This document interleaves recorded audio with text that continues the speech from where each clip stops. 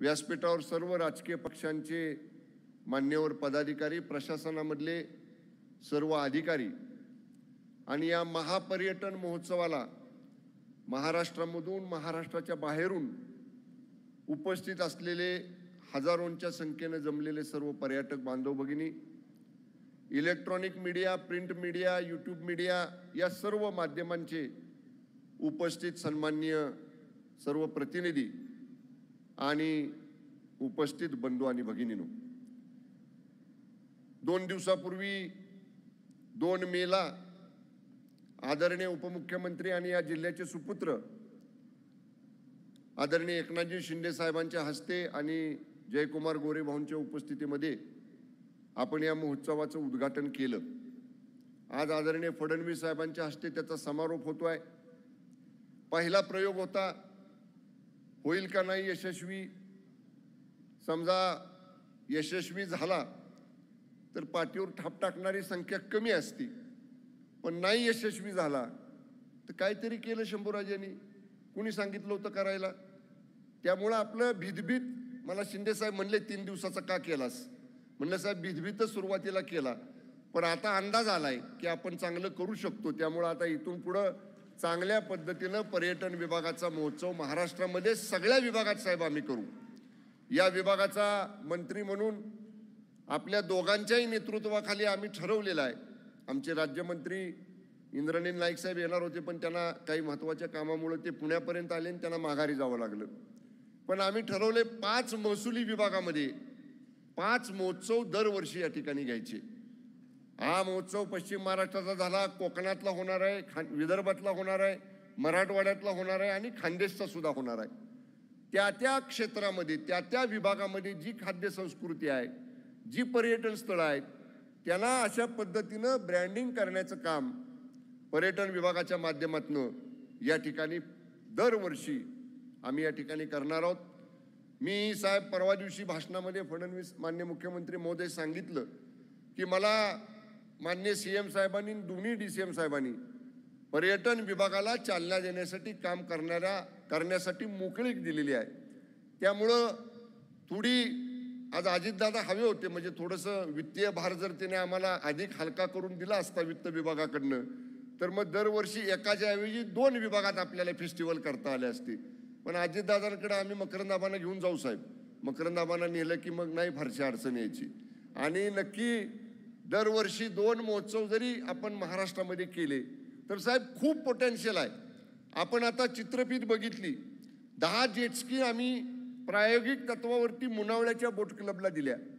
साहेब मुनावळे दुर्लक्षित होतं, म्हणजे मुनावळ्याकडं खाजगी बोट क्लब चालवायचे, त्याला पर्यावरणाची परवानगी, पर्यटनाची परवानगी, त्याला फॉरेस्टची परवानगी, त्याला बाकी इको सेन्सिटिव्ह झोनची परवानगी, पण राज्य पर्यटन विकास महामंडळामार्फत ते चालवायला गेलं तर 1 विंडो सिस्टीम खाली आपल्याला ते सोपं झालं। आदरणीय शिंदे साहेब मुख्यमंत्री असताना आम्ही त्याचं ओपनिंग केलं आणि आता तिथं अशा पद्धतीचे ॲडव्हान्स जेटस्की आपण आज 10 जेटस्कीचं ऑनलाईन लोकार्पण या ठिकाणी करून तिथं सुद्धा पर्यटकांना सुविधा दिलेल्या आहेत। साहेब माझी आपल्याला CM साहेबांना आणि DCM साहेबांना विनंती आहे की बॅकवॉटर कोयनेचं, म्हणजे तापोळ्यापासून सुरू होतंय ते कोयना धरणाच्या भिंतीच्या अलीकडं 7 किलोमीटरपर्यंत आपल्याला बॅकवॉटरमध्ये वॉटर स्पोर्ट्स ॲक्टिव्हिटी करायला परमिशन मिळालेली आहे। गेल्या 3-4 वर्षापूर्वीपर्यंत ती परवानगी नव्हती, पण आदरणीय शिंदे साहेब मुख्यमंत्री असताना साहेब आपण गृहमंत्री होतात फडणवीस साहेब, त्यावेळी आपण दोघांनी बैठका घेतल्या आणि डॅम वॉलपासून 7 किलोमीटर पुढं तिकडं बॅकवॉटरमध्ये वॉटर स्पोर्ट्स ॲक्टिव्हिटी करायला आपण परमिशन दिली। आणि त्याचं पहिलं आम्ही मुनावळ्यामध्ये, बाबाराजेंच्या मतदारसंघात मुनावळे आहे राजेसाहेब, त्यावेळी आपण ते मुनावळ्याला या ठिकाणी सुरुवात केली आणि खूप चांगला प्रतिसाद मिळाला। आमचं सगळ्यांचं मत आहे की बॅकवॉटर फेस्टिवल एक तापोळा, मुनावळे त्या परिसरामध्ये, म्हणजे वन विभागातल्या काही जागा तात्पुरत्या स्वरूपामध्ये टेंट उभारण्यासाठी किंवा खाजगी जे लोक आहेत ज्यांच्या माळरान पडून आहे ते वापरत नाहीत, तिथं जर असे चांगले टेंट तात्पुरते 2-2, 3-3 महिन्यासाठी लावले तर पर्यटकांना तो सुद्धा एक वेगळा अनुभव आपल्याला देता येईल।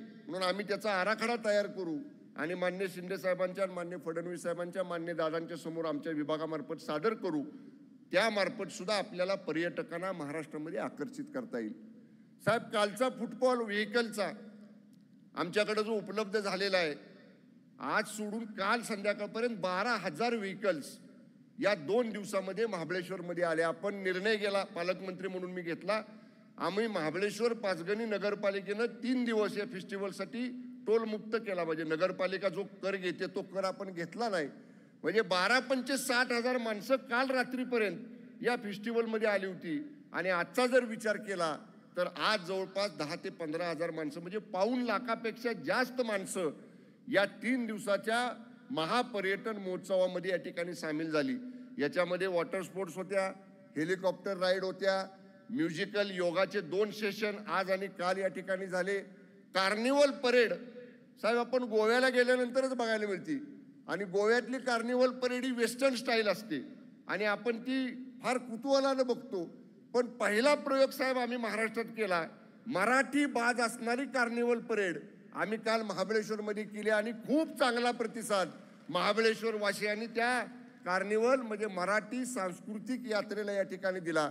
म्हणजे बाजारपेठेत मी काल त्या कार्निवल परेडमध्ये त्या सांस्कृतिक जत्रेमध्ये असताना मला सगळ्या पर्यटकांनी आणि महाबळेश्वर वासियांनी सांगितले की दरवर्षी तुम्ही हे करा. त्यामुळं काही चांगले उपक्रम आम्ही केले. साहेब, स्थानिक मुलांनी 10 वेगवेगळे छत्रपती शिवरायांचे किल्ले इथल्या मुलांनी बनवले.